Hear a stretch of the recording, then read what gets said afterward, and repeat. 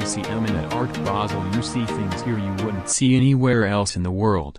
When someone talks about sharks at Art Basel Miami Beach, typically they're referring to powerful collectors and art dealers who swim through the annual art fair gobbling up everything they see. But when British artist Tracey Emin brought them up in a chat with me about her week at the beach, she was actually referring to the sea creatures. She's owned an apartment off South Beach's Collins Avenue for the past 5 years and enjoyed daily swims, until she saw recent drone footage of a tiger shark weaving in and out of swimmers in her local sandbox. "Now, I won't go in past my knees," she says. "I'm happy to swim in the pool." In her squeaky English drawl, she merrily adds, "But I am happy to see the sharks back where they belong, in the water." Emin has become a local. She was scheduled to come here on her maiden voyage for the first ever Art Basel Miami in 2001 as the guest of honor at the De La Cruz collection, but it was cancelled after 9/11. It would take another decade to get her down here, but when she did she fell in love. "I like the light. I like the sunset. The sun looks like it's close, and you have this giant orange ball that disappears behind the horizon.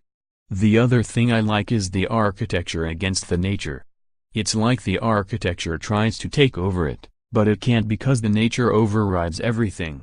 What really sealed the deal was the locals. Miami was voted the most vain city by the citizens of Miami. "You see things here you wouldn't see anywhere else in the world." At first, Emin stayed at hotels, but found them too scene-y. Her apartment is just north of the Fontainebleau Hotel, and she gets around town on her bicycle. Miami during Art Basel, which takes place every year in the early days of December, is a beast. While some people criticize the art world for promoting parties more than culture, Emin thinks the fair is just fine the way it is. If you're going to slag it off and don't want to say nice things about it, stay home. Don't come. From where she was sitting, though, sales looked good and the galleries were doing business. "I saw serious, hard work, not some trinket art. I think much more discerning collectors are coming here because they don't want to travel to Europe." While some artists are known to avoid art fairs as a rule, Emin went to the convention center multiple times and was happy to see everybody. "I love going to the art fair. I like seeing the market, I like to see how galleries present their booths, and I like bumping into people and chatting. It's a social activity," she says. Sure, there are people she doesn't want to see, but so be it. "If I don't like it or see someone I don't like, I can leave. No one is making me do it. What I do in my private studio is a million miles away from an art fair, so I like to dip a toe in and see what's happening." Emin was also in Miami to promote 2 projects.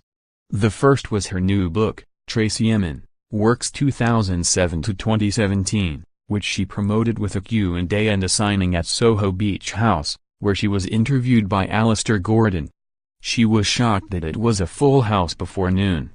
"I know that people think Miami is a party town, so I was happy to see people got up for me," she says, adding that she signed more than 100 books. Soho Beach House reported it was the most attended event in their speaker series to date. The other event was the announcement she would be honored at the 7th annual MTV Redefined benefit next April at Dallas's Center Park Garden. It's a yearly charity exhibition founded by the MTV Staying Alive Foundation, which supports HIV and AIDS prevention and education. I spoke to her Sunday, a week after she arrived and her last day in the city before heading back to London. "I texted you 5 hours ago and said I was packing, and I'm still not finished," she said.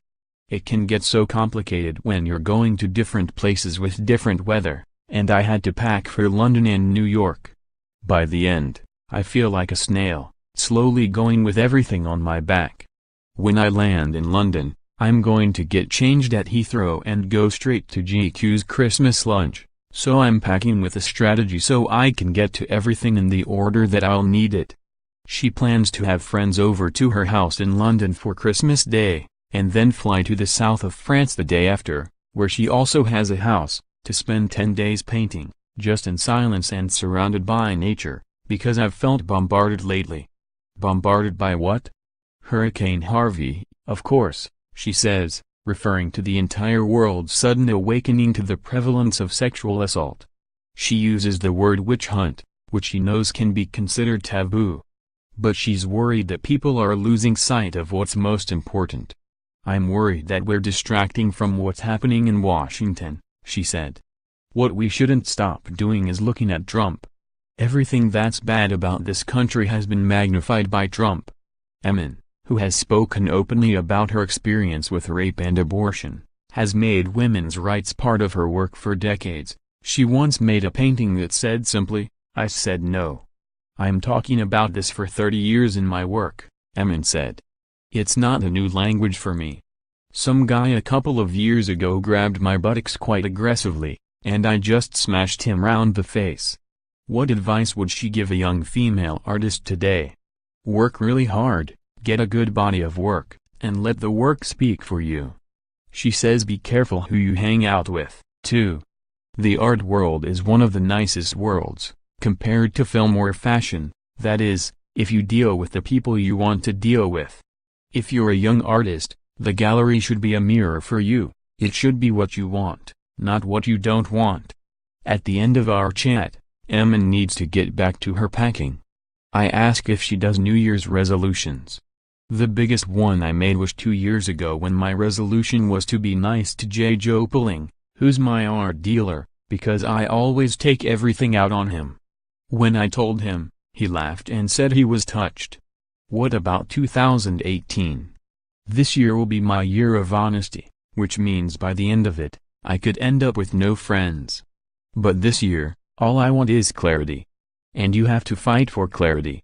Use of this site constitutes acceptance of our user agreement and privacy policy.